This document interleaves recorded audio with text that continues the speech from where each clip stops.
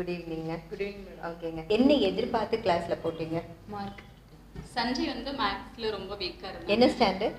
8th. ரொம்ப கூச்சப்படுவாங்க. எவ்வளவு நாளுக்கு அப்புறம் சேஞ்ச் நீங்க பாத்தீங்க? எனக்கு வந்து ஒரு 1 வீக் முடிஞ்சதுனே ஒரு 2 வீக்ஸ் வந்தா அதுக்கப்புறமே கொஞ்சம் ஓரளவுக்கு எனக்கு சேஞ்சஸ் தெரிஞ்சது. என்னென்ன மாதிரியான சேஞ்சஸ் எல்லாம் நீங்க பாத்தீங்க? கொஞ்சம் ஸ்டடீஸ்லலாம் வந்து கான்சென்ட்ரேஷன் ஈஸியா புரியுது அப்படின்னு சொல்றீங்க. அப்படியே பிரவீன் ஈஸியா புரியுதா? ஓகே. அந்த டிஃபரன்ஸ் உனக்கு தெரியுதா?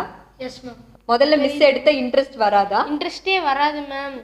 ஒரு மாதிரி ஸ்லீப்பிங் ஆன மாதிரி இருக்கும். இப்போ வந்து இன்ட்ரெஸ்டா மேக்ஸ்னா அவ்வளோ இன்ட்ரெஸ்டா இருக்கு ma'am. Very good very good. எனக்கு அது ஒண்ணுலதான் நல்ல மாற்றம். டியாவை முழுசா நம்பணும்.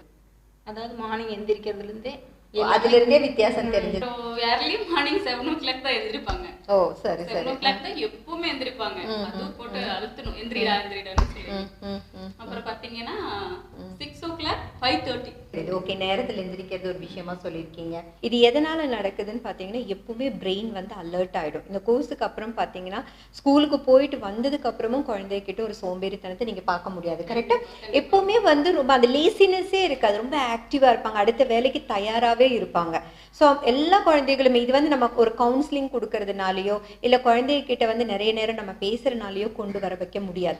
There is a methodology, proper methodology for concentration development.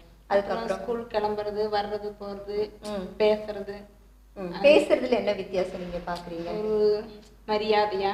Okay, so பழகுற விதங்கள்ல ஒரு மாற்றம் இருக்குன்னு சொன்னீங்க. வேற இப்போ யாராவது கொஸ்டின் கேட்டா ஆன்சர் பண்றேன். அது மாதிரி ஹோம்ஒர்க் பாத்தீங்கன்னா ரொம்ப லேட் பண்ணுவா எழுதுறதுக்கு. இப்போ வந்து 1/2 hourல எழுதி முடிச்சிடறேன். அகாடமிக் சைடுல உங்களுக்கு நிறைய சேஞ்சஸ் இருக்க மாதிரி இருக்கா? பிஹேவியர் என்னென்ன லிஸ்ட் அவுட் பண்றீங்களா? வர்ணா கிட்ட என்னென்ன பிஹேவியர் சேஞ்சஸ் வந்து கான்ஃபிடன்ஸ் லெவல் அதிகமா இருக்குங்க. வேற என்ன சாப்பிடுறதுமே கொஞ்சம் சீக்கிரம் சாப்பிடுற போது பாத்தீங்கன்னா அடைக்கடைக்கு வச்சுக்குவா, லேட் பண்ணுவா. சாப்பிடுறது பாத்தீங்கன்னா 2 மணி நேரம் 3 மணி நேரம் கூட ஆயிடும் சாப்பிடுறதுக்கு.